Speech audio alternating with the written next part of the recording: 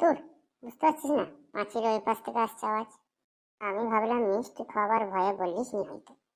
হ্যাঁ রে, তুই তো মিষ্টি তো খাবি লো, বলা তো যায় না। বাবা যে কিপটে মাল, তা তো বলবি শালা, বিয়েতে গন্ধে পিণ্ডে 3 দিন ধরে গিললি। এই দেখো, রেগে যায়, আবার রেগে যায় দেখো। তার মতো কথা বললে মানুষ তো রাখবে নাকি? ছাড় সেই সব কথা। শুনেছিস ওই পাড়ার বকুলের বিটি পালিয়েছে? এইটা আবার কবে হলো রে? তুই জানলি না খবর আমি?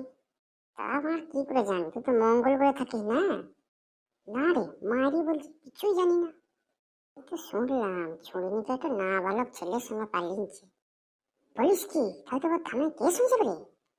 না না, কিছু হবে না, পার্টির জোর আছে ওদের। সবসময় সব জায়গায় পার্টি চলে না, বুঝলি? যাকগো, দেখে রেখো, আমরা এসব ফালতু ব্যাপারে আলোচনা করে কি হবে। ঠিকই বলেছিস, চল সন্ধ্যা হয়ে গেল, ঘর যাই। কেন রে, সন্ধ্যা হয়ে গেলে তো সন্ধে যাইবি নাকি? না না, মশাল আছে, গরুকে ধুমো দেবো গা। চল, আমিও যাই, আমার ওখানে বাড়িতে কাজ আছে।